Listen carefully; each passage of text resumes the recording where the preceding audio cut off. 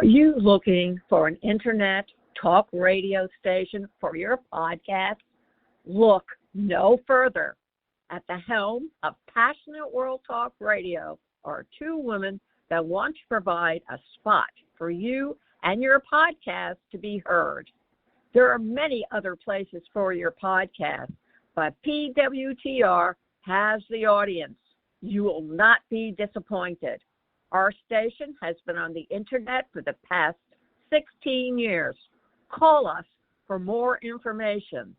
484-364-1032 or text Jeannie White, station manager at THECONNECTSHOW@gmail.com for podcast show details. This episode of the Energy Stoners Cafe is sponsored by Passionate World Talk Radio and Lillian Caldwell. PassionateWorldTalkRadio.com. Welcome to Passionate World Talk Radio. Educate, enlighten, entertain. Welcome to the Energy Stoners Cafe. My name is Toni Quest, and I'm really happy that you're here. I like to interview the most interesting people I can find on the planet. So grab a cup of coffee, sit down, relax, and listen. You're going to find that these guests are so intriguing, you'll wonder why you didn't know about them before. Hello, everybody. It's TQ again, back with the Energy Stoners Cafe. And as you know, every time I have a show, I like to bring on the most interesting guests I can find on the planet. Tonight, we have a guest that has actually appeared on my TV show, Talk with TQ, some time ago. And he's such an interesting man and such a good man, and doing a really good thing for our community. His name is Jeff Grant. And he has a couple of organizations he's involved with. One in particular is the White Collar Support Group, which was featured in the New Yorker magazine recently. And I'm going to let Jeff talk a little bit about his story, and then we'll talk about where he's at now and where he's going. He does such great things, and I'm really happy to have him on the show. Welcome back to the show. Well, welcome to the Energy Stoners Cafe, I should say. You've been on TV. They can't see you this time, but they can definitely hear you. So welcome, Jeff. Thanks, Toni. I'm really glad to be back together with you. It's been a couple of years, and lots happened since then. If nothing else, we've been through a pandemic together, and we're fighting the good fight. Fighting the good fight. I just want to share with the audience is that Jeff is an attorney, and he went through some ordeal some years ago when he had an accident and was given prescription drugs. And he actually, I won't go into the whole thing with it, but he did that cycle that people so fear when they have to be on something for pain. And he was able to emerge from it victorious, I'll say. Tell the audience, my podcast audience, a little bit about your journey. Sure. Thanks, Toni. I was an attorney first in Manhattan, and then my offices moved up to Westchester County, just north of New York. And after a sports injury, I got hooked on prescription opioids that were prescribed by good-meaning doctor friends. At least I think they were good-meaning. But I stayed hooked on them for about 10 years. And over the course of the 10 years, my decision-making went downhill. I became really unable to show up for work. I was a drug addict. And at some point in about year 2000 or so, I couldn't make payroll, mostly because of my own shortcomings and unable to show up for work and to be there for my clients. And I dipped into the client escrow fund to make payroll. Did that several times after that, repaid the money every time. But that was a ethical violation.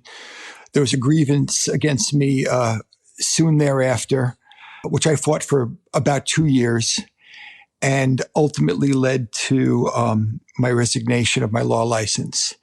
In the course of that 2 years, 9/11 came along, which struck me very, very hard. And I probably doubled my opioid use after that. couple of months after 9/11, the SBA, the Small Business Administration, was advertising for disaster loans that they were giving out post 9/11 to businesses that were affected in the New York metro area, including Westchester, where my offices were. I applied for the loan, and in course of applying for the loan, through some crazy act, I misrepresented myself on the loan application and told them I had an office about a block from Ground Zero, which was not true. And I didn't have to say, because I would have been approved for the loan just having my offices in Westchester. But I was insane, mostly, I think, because of the drugs.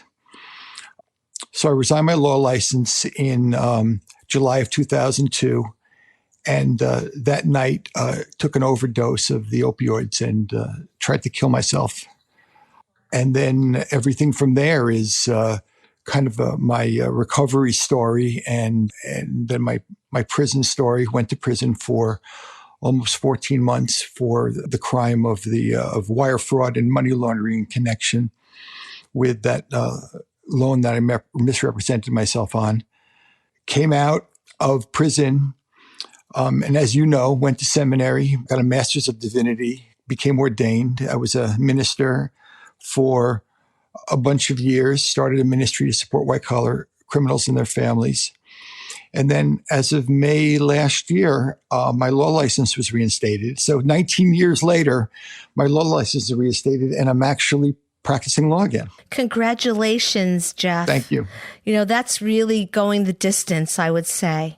I don't know that everybody would have been as, I don't know what everybody would have done, but I don't know that everyone would have handled the situation and come out on top the way you have. I don't know if I'm really on top. I know that I'm humbled and grateful, and I have a mission, and that's to, be of service and to help people. In the old days when I was lawyering, it was kill or be killed, all stops out. Now I'm certainly representing my clients with vigor, but I don't feel like I'm on a search and destroy mission. There can be multiple winners in the same situation. I'm trying to find resolutions of matters that are helpful to my client, but also helpful to humanity. You're taking the high road. Maybe that's what I should have said. That's perfect. That's perfect. You've definitely taken the high road. Not everybody would have the wherewithal or even the gumption to do it that way. Because sometimes, some people will take the easy way. And I really congratulate you for that. That's wonderful. Thank you. And you have this support group. Tell my audience about the white collar support group. Well, when my family and I were going through these issues, there was no support whatsoever. I mean, there was basically not even an internet 20 years ago, and we had no place to get information. We had no one who had done this before us. We weren't in contact with anybody. I was pretty much alone, or my family and I were pretty much alone. So when I got out of prison, what I decided that I would turn my life into service, and that I would make sure that to the best of my ability, no one would ever have to walk this path alone and without any good information. So I started to blog, and we started to guest preach and make the conference tour circuit, talking about redemption and recovery and how to walk a straight path. And then in about 5.5 years ago, so 2016, just when online meetings were starting, this was pre-Zoom, we realized that technology could help us reach out to people and families who are in isolation all over the country, being prosecuted for white-collar and nonviolent crimes. And we started this support group called the White Collar Support Group. And it started small with only 4 people at our first meeting. We've done it every Monday night since. This coming Monday night will be our 293rd meeting. Wow. So on March 14th, we will celebrate our 300th meeting. So that's going to be like a big online gala. And we've had over 425 members. We usually average about 40 every Monday night. And it's just this beautiful gathering of support and information sharing and resource sharing and getting involved in one another's lives. And it's so beautiful, and nobody should have to be in isolation. And so the solution for that is coming into community. And if there's not a support group that for white collar people who are prosecuted for white collar crimes, they don't exist in the real world. They're only in the virtual world. So we're, as far as I know, the one and only, and we're certainly the first, and we're the biggest, and we've been around the longest. So that's why the New Yorker magazine was so interested, I think. So I see that the New Yorker will give you international acclaim. To me, it's an international magazine. Yeah, when I was contacted by the New Yorker, they were clear that they're the preeminent nonfiction magazine in the world. Getting published in a lead article by the New Yorker in the magazine and online, it was an important step in validating us to people who don't know about us, and in bringing international recognition to what we were doing. And so we've heard from people all over the world. Our group has swollen.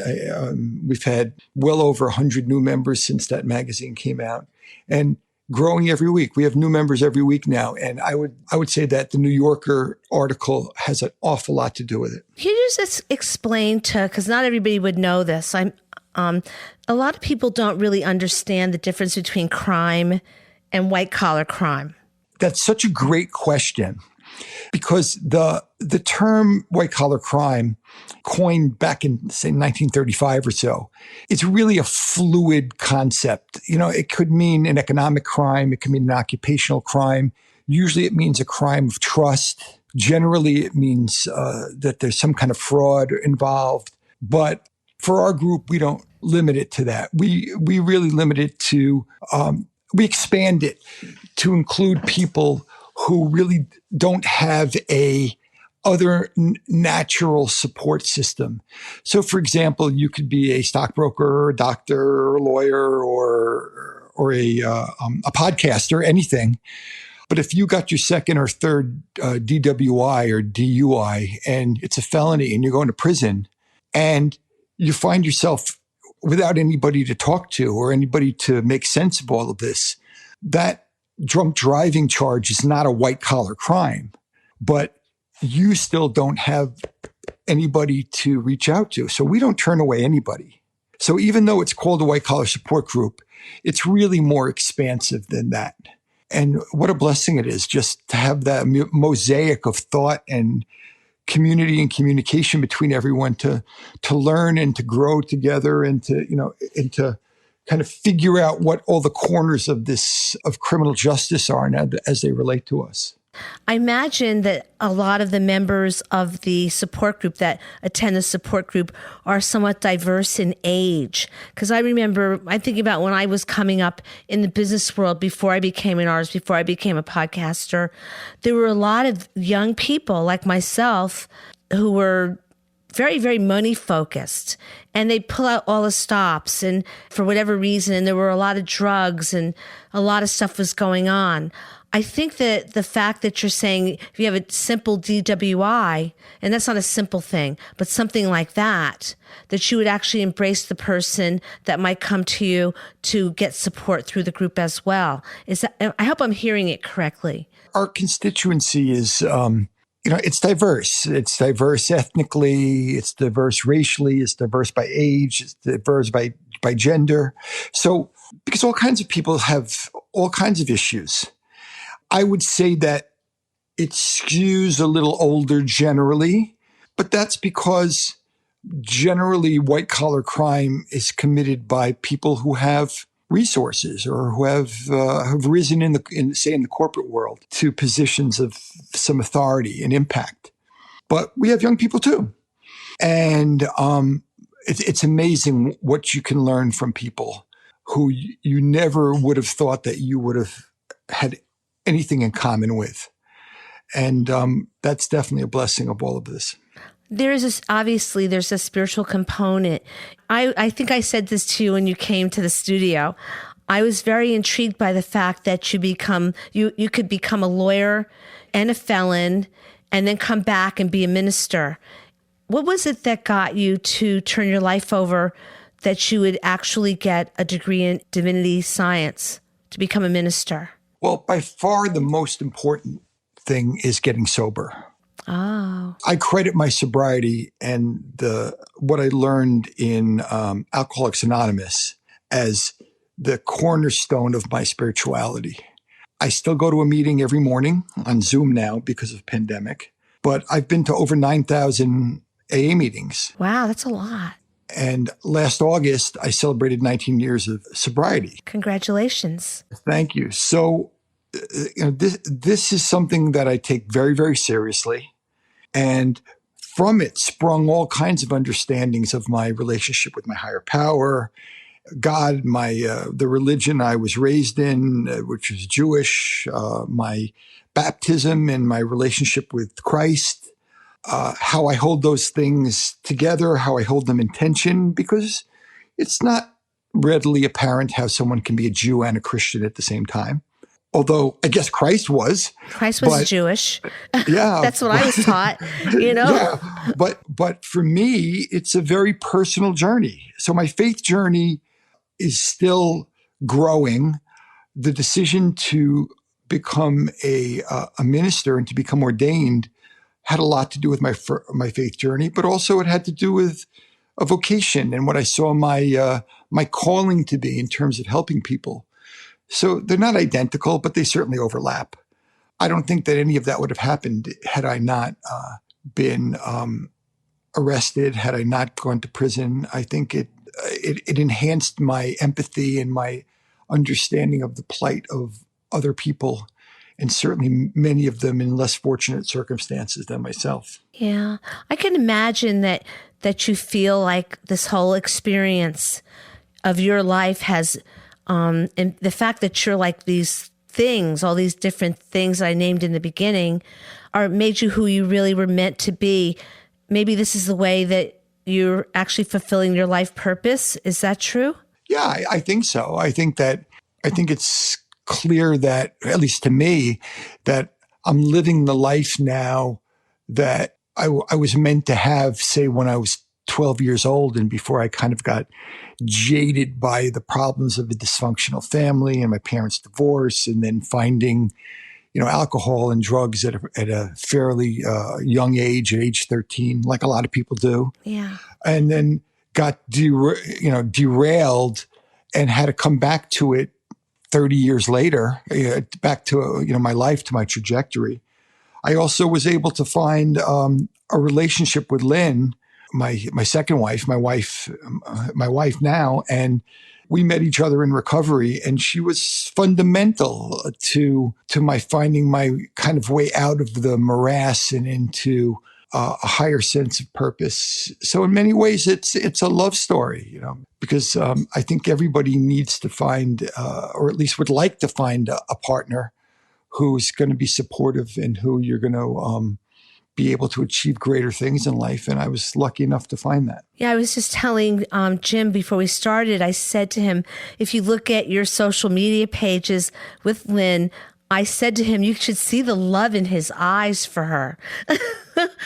I'm like, you're not holding back. It's just so obvious that there's a connection there. It's true. I'm 65 years old. I'm still crushing on her. That's a good thing. Oh yeah, it's a great thing. That's so beautiful, And I wonder if, you can answer the question. She was there with you through your recovery. Do you think that the fact that you have the same objective in sobriety and the mission to sobriety and maintaining it, do you feel that keeps you together? Do you find it's a strength that you're both recovering? Oh yeah, it's like anything else. We're bonded by our brokenness. We found each other at times of great stress. Her marriage was breaking up. My marriage was breaking up. Like anyone else who has a successful relationship, it's a combination of a lot of work and also a lot of luck, because even with the best intentions, a lot of relationships don't last. But ours has 18 years now, and I would be remiss if I didn't credit her with a lot of the success I've had, or that God has bestowed upon me. That's wonderful. I thank you for doing what you do, Do you feel that, because it's from sitting from afar and hearing this, and also kind of watching on social media, some of your actions and everything, it seems that you've made like a thorough integration of your different, I would say, avocations between being an attorney, being a counselor in the support group, and also being an actual ordained minister. Do you find that you integrate all of these things when you actually counsel somebody that comes to you for legal counsel? Does it all play together for you? Definitely. I can't say that it's easy, because there's a lot of identity issues there. I'm constantly working on myself, whether it be in AA or in therapy, or I'm a believer in lifelong learning and in continuing to go down the path of self-actualization. When it comes right down to it, I'm at the place right now where I don't have to take on anybody's legal case if I don't want to. And so if they're not going to commit to some form of transformation, basically getting better, then I'm not really interested. I'm there to help them in their spiritual path. I'm there to help them in their legal path. I'm going to help them. But what I'm not going to do is what I did in the old days, is basically help someone get out of trouble so that they can go out and try to get into trouble again. In the old days, I was a lawyer. I got paid to do a job, but now I can pick and choose more.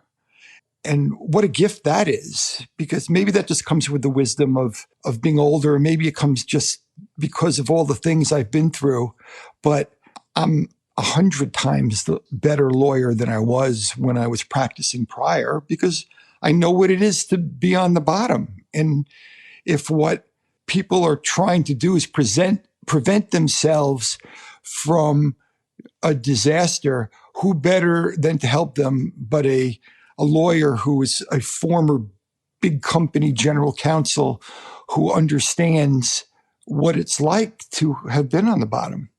Yeah, it's really quite a statement to say you're 100 times better attorney now that you've done this. You have empathy for your clients. Yeah. I can say as a layperson, not many lawyers. I don't know all lawyers. I don't know them all, contrary to popular belief. I really don't. But I can say that it's hard for them to have empathy for you very often in a situation. And I've observed that they only take cases that they know are going to be a slam dunk. I can't say if that's true across the board with lawyers. I hope not. All I can tell you for sure is that lawyers are an important tool in people's lives when they're when they're going through a lot of problems. But lawyers are nothing more than a tool. And I mean that in the best possible way. Lawyers aren't going to help you with your life problems. They're not going to help you come out the other side. They're not going to help you garner resources to be able to improve the quality of your life. What a criminal lawyer does is fundamentally try to prevent you from going to prison. And the best lawyers do that. But that's not the only thing that's going on. I mean, there could be divorce issues and bankruptcy issues and partnership issues and real estate issues and spiritual issues and issues with family and children, tons and tons of issues. And I think it's impossible to ignore the totality of someone's problems. At least for me, it's impossible to ignore the totality of someone's problems and just work on one little part of it and think what I've done is a job that's going to be truly helpful for them. So got to pull back and take a look at and discuss it with the clients. Like what do we really want to do here? What's the long game? Because 5 years from now, you got to be looking back and saying,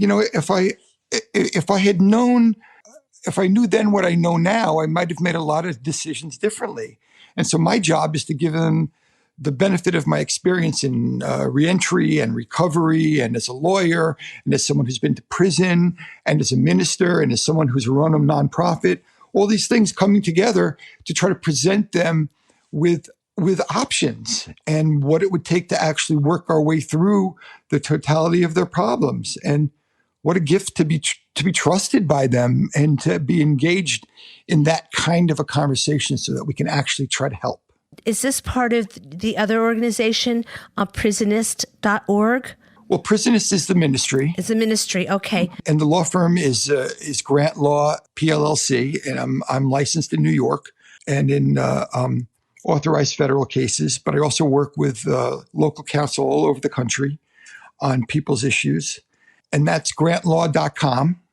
2 separate websites, but you can see how they interrelate. Yeah. In the sense that we're trying to help people. So you're really, it almost seems like you're the only game in town because you've got all these particular credentials, abilities, and desires that you could really help people because of your empathy, because you've been through what they've been through, and you already know that.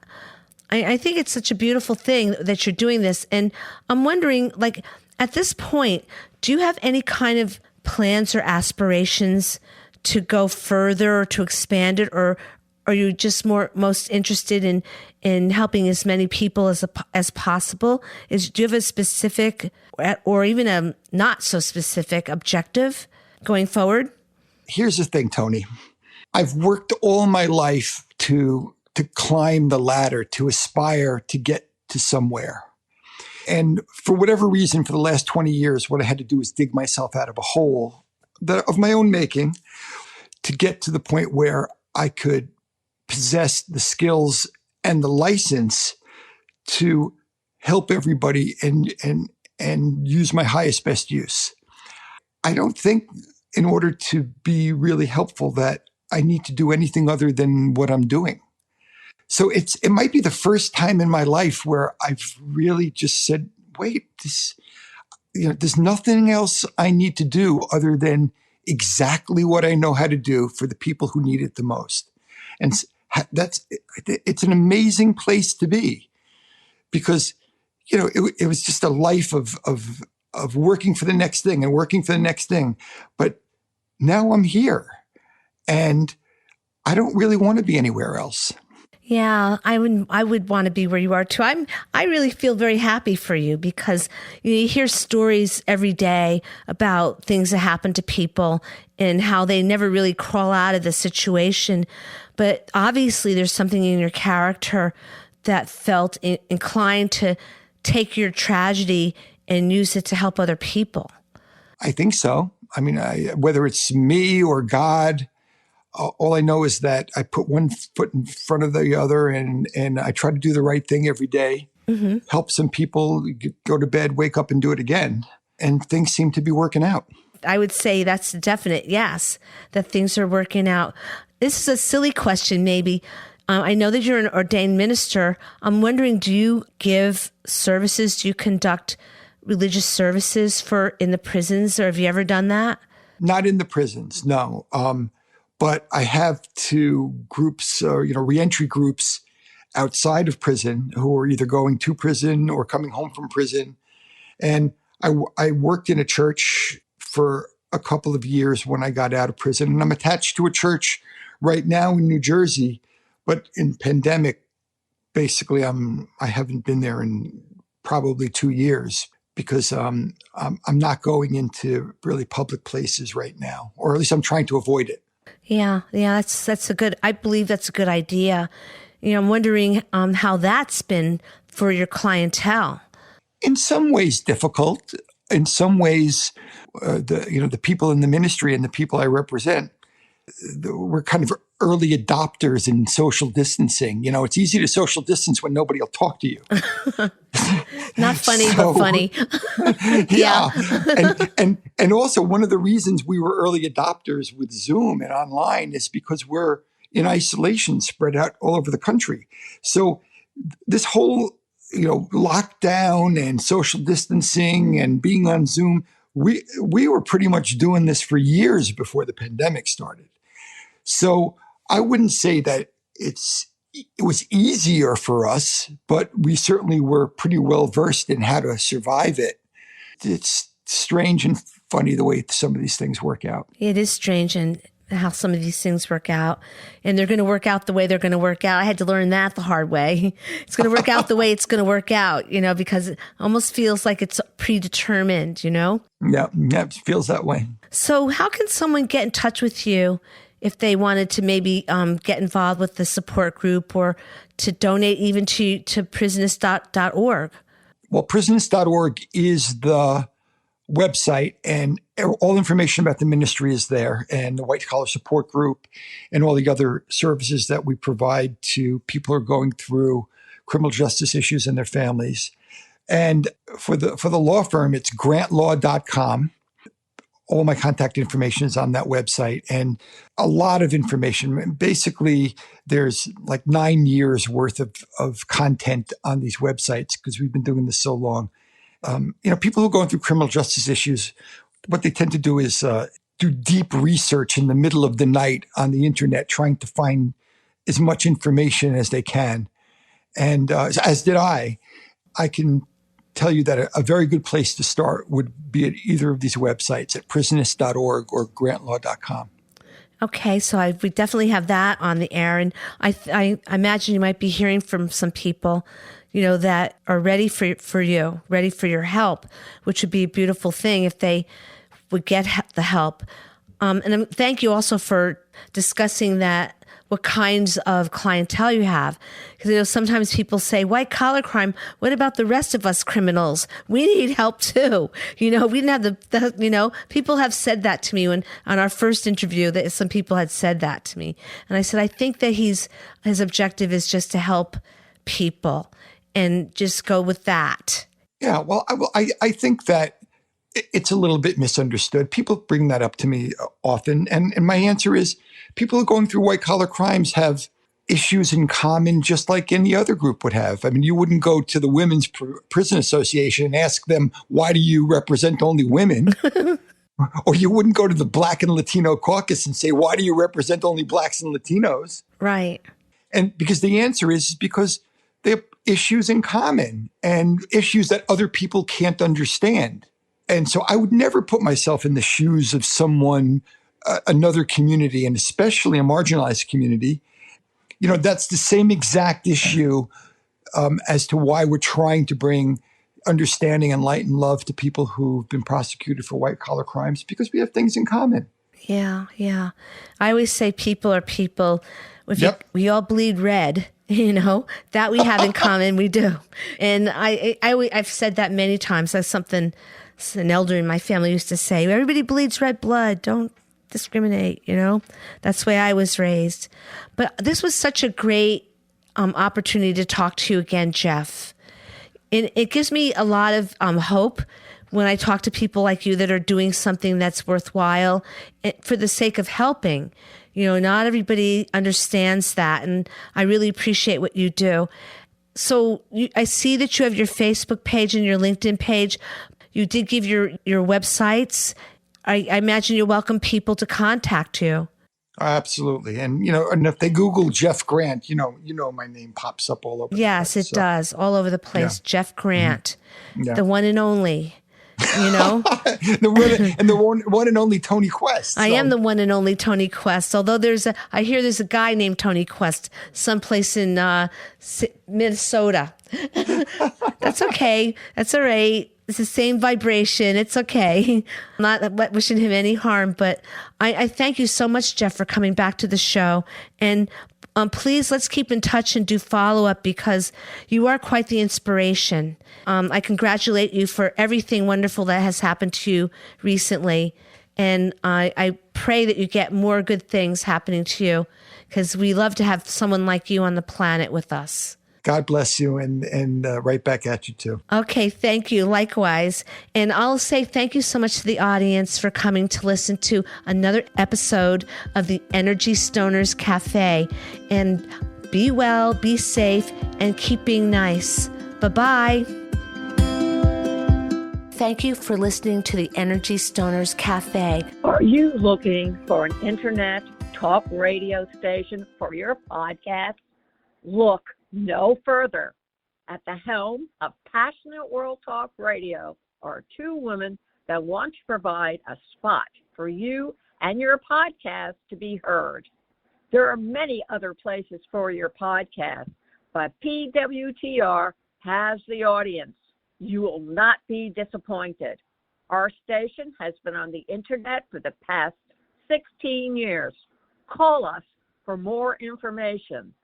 484-364-1032 or text Jeannie White, station manager, at THECONNECTSHOW